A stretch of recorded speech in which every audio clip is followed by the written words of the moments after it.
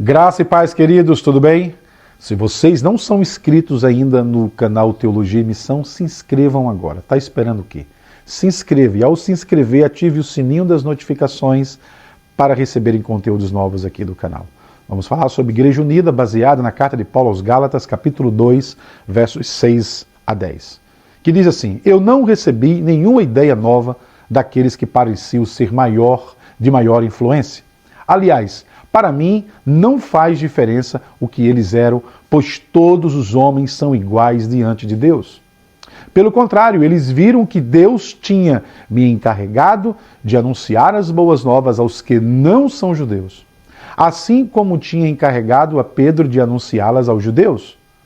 Pois aquele que fez com que Pedro se tornasse um apóstolo entre os judeus, também fez com que eu me tornasse um apóstolo entre os que não são judeus. Tiago, Pedro e João, que tinham a reputação de líderes, reconheceram o privilégio que Deus tinha me dado.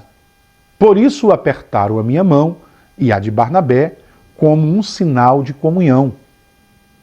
Assim ficou entendido que nós deveríamos ir para aqueles que não são judeus e eles para os judeus. Eles pediram somente uma coisa: que nos lembrássemos dos pobres, o que também me esforcei para fazer. Fecha aspas. Muito bem.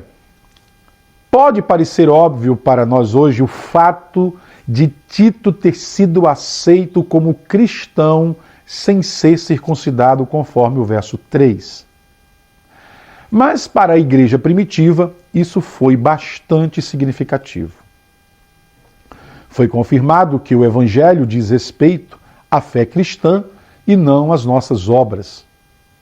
A questão agora era: de que modo Paulo se entenderia com os líderes de Jerusalém? Eles seriam capazes de trabalhar lado a lado? Paulo agora ele manifesta essa unidade no texto. Ao conhecer esses líderes da igreja, do que Paulo se lembrou no verso 6? Primeiro, de que Deus não faz acepção de pessoas. O que eles perceberam a respeito de Paulo e seu trabalho, conforme os versos 6 a 8? Que assim como Deus confiou a pregação do evangelho a Pedro para os judeus, também havia confiado a pregação do evangelho aos gentios através de Paulo. Nos versos de número 7 a 10, vemos outro grande momento para a igreja. Existe unidade entre os proclamadores do evangelho. Como essa unidade é manifesta aqui no texto?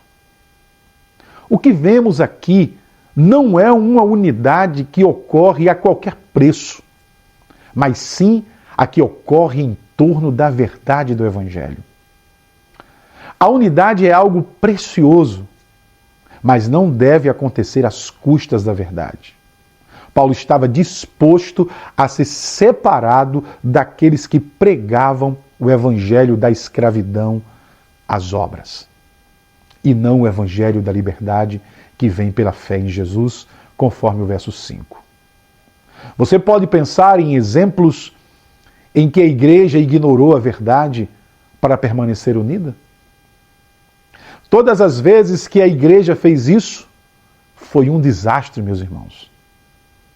E quanto às situações em que a igreja concordou a respeito da verdade, mas se permitiu ser dividida em relação a outras questões? Agora, sobre os planos feitos. Eles concordaram que Paulo deveria continuar com sua missão aos gentios, enquanto a igreja de Jerusalém se concentrava em ir aos judeus com a mensagem do evangelho do Senhor, conforme o verso 9. O que os líderes de Jerusalém pediram a Paulo, segundo o verso 10? As igrejas judaicas eram muito mais pobres do que as igrejas que Paulo estava plantando em áreas gentílicas mais ricas? Porque, em sua opinião, era particularmente importante que essas igrejas gentílicas tivessem de se lembrar dos pobres. Um sinal da verdadeira unidade cristã é o apoio tangível e prático entre as igrejas, principalmente em ajudar os menos favorecidos. O seu caráter tende a ser de divisão quando isso é desnecessário, ou de exaltar a unidade quando isso é impossível. Certifique-se de que você considera a verdade do Evangelho mais importante do que a unidade ou a divisão. Quais são as duas prioridades desses líderes cristãos, conforme os versos 9 e 10? A sua vida pessoal reflete a importância disso? Agradeça a Deus que Ele salva pessoas muito diferentes e lhes dá diferentes tarefas e chamados. Peça a Deus que mantenha seu povo unido em torno da verdade do Evangelho, porque isso é o que importa. E quando ele finaliza no verso 10, a igreja pede a Paulo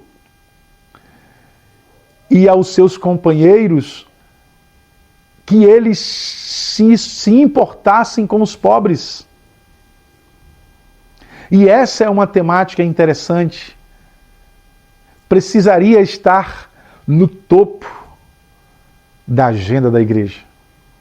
Pregar o Evangelho e, segundo, ser um apoio aos pobres. Não estou falando de assistencialismo, não.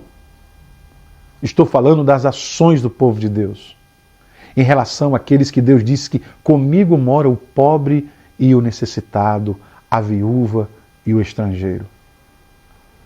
A palavra usada ali, quando Paulo diz que ele se esforçou diligentemente, no verso 10, por fazer isso, em ajudar os pobres, a palavra se esforçou diligentemente vem da língua grega spoudazo,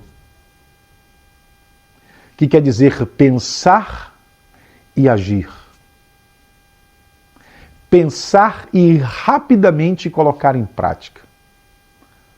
Que possamos pensar nisso, nas ações que a igreja precisa ter. De fato, se importar com a verdadeira militância da igreja é tão somente ajudando as pessoas a elas viverem melhor, a servirem ao Senhor melhor. Esse é o chamado da igreja. Que Deus nos abençoe. Fiquem todos na paz.